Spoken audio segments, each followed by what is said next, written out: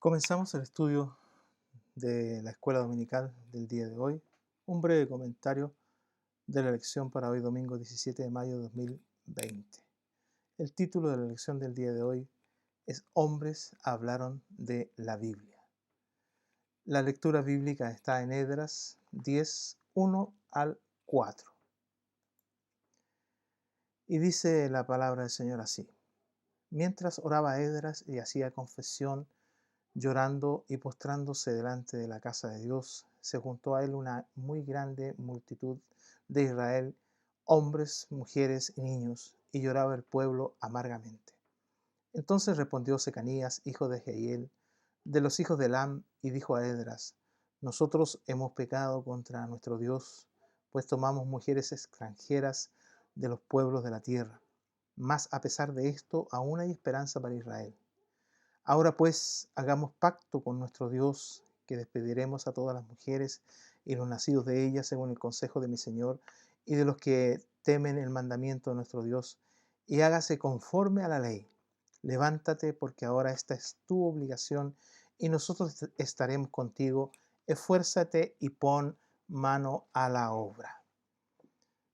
Esa es la lectura bíblica para la escuela del día de hoy. El libro de Esdras es un texto bíblico analizando el aspecto histórico o geográfico de quien escribió el libro de Esdras. Decíamos que es un libro histórico eh, dentro de lo que son los libros de Ketubim del Antiguo Testamento. Su autoría se atribuye al sumo sacerdote Esdras. Esdras es la variante en español del nombre hebreo Esra. Ahí está escrito en hebreo, que podrá ser una abreviación del nombre Asar Shahu, el dios Shahu ayuda. ¿Cuál es el trasfondo histórico del libro? Bueno, el libro de Esdras nos da un relato del regreso de algunos de los exiliados de la cautividad y la reedificación del templo.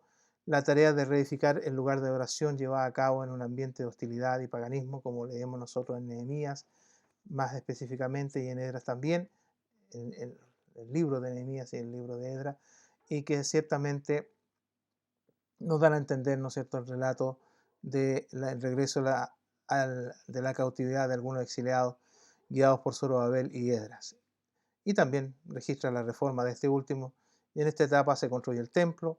La tarea de edificar el lugar de oración llevada a cabo en un ambiente de hostilidad tomó 20 años, un buen tiempo, y lo más destacable es la restauración de la verdadera adoración del pueblo junto con Crónicas y Nehemías constituyen una unidad temática, es decir, Esdras y Nehemías del libro de Crónicas nos dan el aspecto histórico de el momento, ¿no es cierto?, donde se habla y se relata donde estuvo la lectura bíblica del día de hoy. Texto para memorizar: Salmo 119, verso 89, muy especial y muy importante. Para siempre, oh Jehová, permanece tu palabra en los cielos, y es por lo tanto nosotros lo que estamos hablando en la lección de la escuela dominical, y hoy en esta lección donde el título es Hombres que hablaron de la Biblia, nosotros podemos encontrar que hubieron gobernantes, militares, historiadores, educadores, abogados, médicos, científicos, personas de variados campos que se han referido a la Biblia, rendidos a la palabra de Dios. Es sorprendente que tales dignatarios han tenido sus marchas en su quehacer diario y han marcado con fuego frases muy importantes y de las cuales vamos a resaltar algunas de ellas, que pese a las instancias que ellos vivían y pese a las circunstancias que ellos vivían, estaban ahí ellos apoyados dentro de su acción y dentro de su realidad en la palabra del Señor. Por ejemplo, tenemos a George Washington, ¿no es cierto?, muy conocido en la historia de Estados Unidos, presidente de Estados Unidos, y él señaló: es imposible gobernar el mundo correctamente sin la Biblia. Otro personaje que podemos conocer de la historia, sobre todo lo que respecta a la Segunda Guerra Mundial, es Winston Churchill, primer ministro de Inglaterra, que dijo: descansamos con seguridad en la roca firme de la Sagrada Escritura. Imagínese usted, un hombre que dirigió una guerra o que estuvo al frente de una guerra afianzándose en la palabra de Dios. Créanme, Señor, no pasa nunca una noche, por cansado que esté, que no lea la palabra de Dios antes de acostarme. ¿Quién dijo esto? Douglas MacArthur, un general destacado de los Estados Unidos, especialmente en la Segunda Guerra Mundial y en sus últimas batallas, digamos así, que se realizaron en aquella tan tremenda guerra. Eh, Otro varón, un científico inglés llamado Sir Francis Bacon, dice: el tono de la escritura revela la voluntad de Dios, es decir, va dando a entender, va dando a conocer los aspectos de la vida, de las acciones que se deben cumplir y en la cual usted y yo también estamos afianzados gracias a la misericordia de Dios. Un libro notable, el libro de todos los hombres, grande su sinceridad, es su sencillez, es su melodía épica. ¿Quién dijo esto? Un historiador, un crítico social escocés, Thomas Carlyle, el cual expresó de esta manera también, como ya lo hemos dicho, tanta gente, tanta dignatarios de naciones que conocían la realidad de la vida, ¿no es cierto?, de las acciones, de lo que ellos querían lograr, sus propósitos, sus fines, afianzados en la palabra de Dios. Benjamin Franklin, un abogado norteamericano muy conocido también dentro de la historia de este país. Jóvenes, mi consejo para ustedes es que cultiven un conocimiento de la Sagrada Escritura y una firme fe en ellas. Qué importante, qué realidad, hombres que hablaron de la Biblia. Vamos a ver que en la exaltación del libro sagrado, la Biblia es una ventana en este mundo prisión.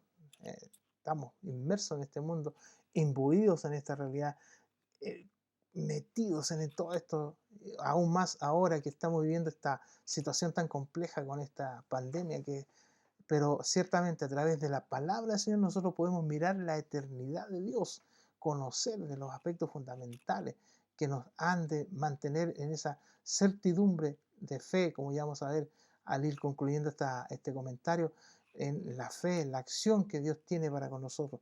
Tiene a Dios como autor, la salvación como fin y la verdad sin ninguna mezcla de error como tema. Es todo pura, sincera, nada le sobra, nada le falta. Pues bien, créase o no, la buena vieja Biblia, esa misma que asusta a tanta gente, es una formidable enciclopedia del pensamiento positivo. Por más que en sus páginas se suceden catástrofes más inverosímiles, siempre todo termina bien para el que cree en lo imposible. Allí donde abunda la muerte, la Biblia con fuerza reafirma la vida. En los desiertos crecen vergeles, en los arenales brotan ríos de agua. La casa ayer derrumbada hoy se yergue más sólida que nunca. Un terrífico guerrero es derribado por un pastorcito. Ustedes se pueden dar cuenta que esta realidad es una acción muy importante, real, en que ciertamente nuestro conocimiento está en la escritura y esto que estamos señalando, ¿no es cierto? La casa ayer derrumbada, hoy se yergue más sólida que nunca. Un terrífico guerrero es derribado por un pastorcito. El lobo pase junto al cordero. La mujer estéril da a luz 7 veces. Los pobres son saciados. Los árboles danzan de alegría. Son parte de los versos bíblicos. Exaltación. Hay un poeta inglés, John Milton, ¿no es cierto?, conocido por su poema Pasaje, Paraíso Perdido, dijo de la Biblia: no hay canciones como las canciones de la Escritura, no hay discursos como los discursos de los profetas. Y ciertamente, el filósofo y médico considerado como uno de los pensadores más influyentes del siglo de las luces, John Locke, escribió acerca de la Biblia: tiene a Dios como autor, la salvación como fin y la verdad sin ninguna mezcla de error como tema. Es toda pura, sincera, nada le sobra, nada le falta. Él fue el que dijo aquella expresión.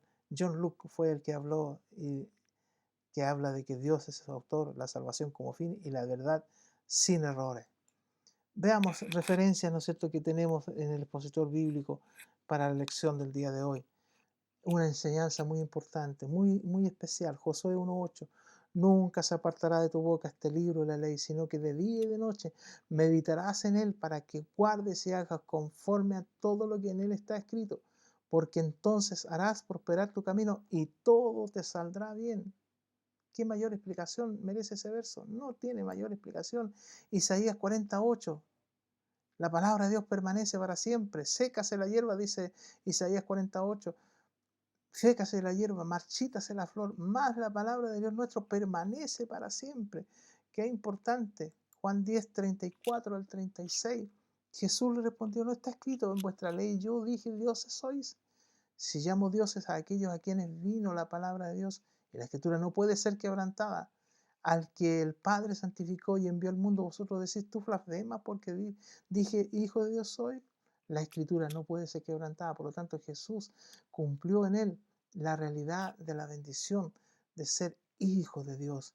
Y finalmente para este segmento o para este subtítulo, Hechos 1:7, de conocimiento de los tiempos. Y les dijo, no os toca a vosotros saber los tiempos o las sazones que el Padre puso en su sola potestad. ¡Qué bendición! Nosotros a través de la palabra de Dios vamos viendo las realidades y tenemos el conocimiento de los tiempos. Y en esa acción y en esa realidad cada uno de nosotros tenemos la oportunidad de ir conociendo lo que Dios tiene para su pueblo. Vamos ahora al segundo subtítulo, la Biblia y los padres de la iglesia. La escritura no requiere una discusión de hombres y honores. Es por sentado que malvados, dictadores y asesinos en la historia han resultado amigos de la Biblia. Ya lo mencionábamos. Hay un varón nacido en Antioquía que se llama Juan Crisantino que dijo, es una gran cosa esta lectura de la escritura, es un pozo que no tiene fondo. Imagínese usted, qué importante. Otro varón muy conocido de la historia de la humanidad, Martín Lutero, reformador teólogo, dijo, no puede ser de otra forma porque las escrituras son divinas, en ellas Dios habla y son su palabra.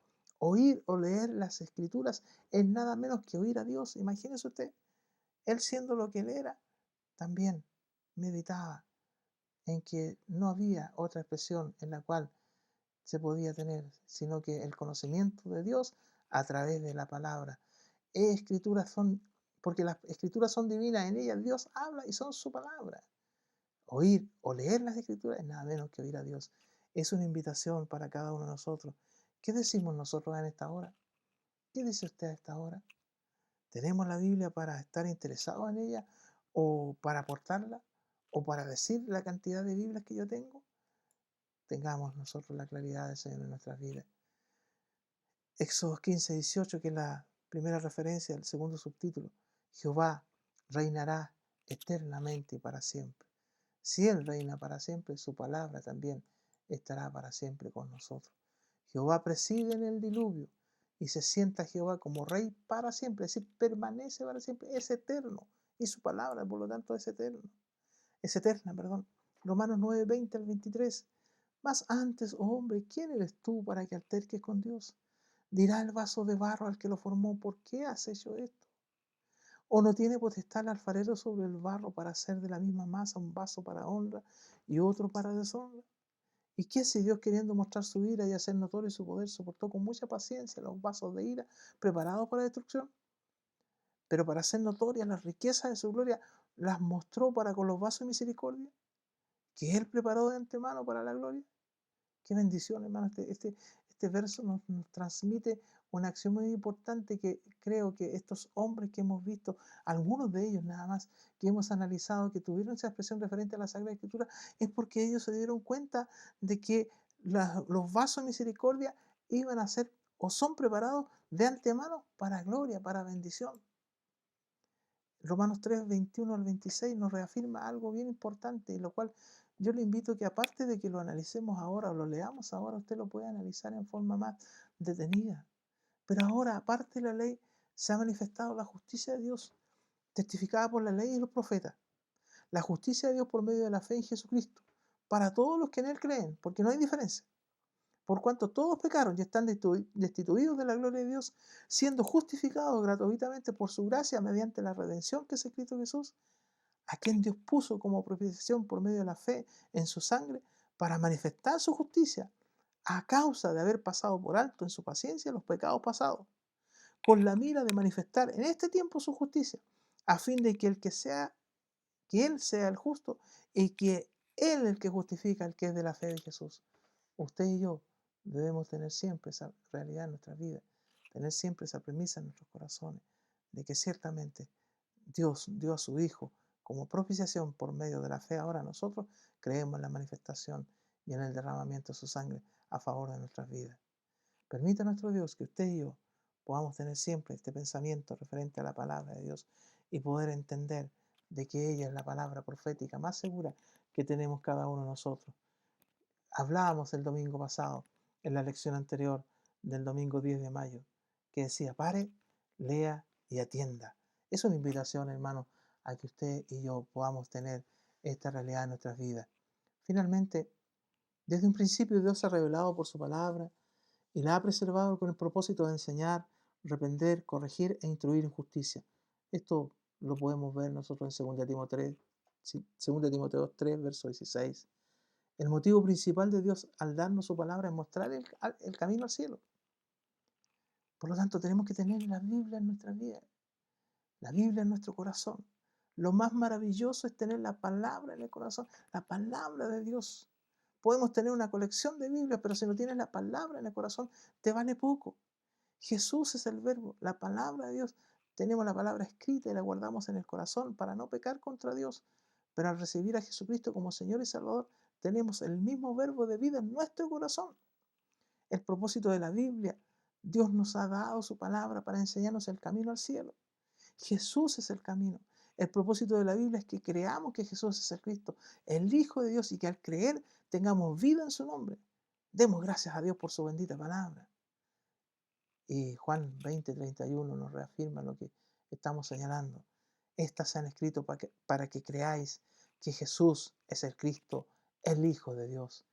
Qué bendición tiene usted, qué bendición tengo yo de tener a nuestra disposición la palabra del Señor y podemos leerla y podemos analizarla cada vez que lo podamos hacer. Es importante para nosotros. Les reitero la pregunta que planteaba hace un rato atrás, un momento atrás. ¿Qué decimos nosotros a esta hora referente a la palabra del Señor? ¿Estamos interesados en ella o solo la aportamos para mostrarle que tenemos una bonita Biblia?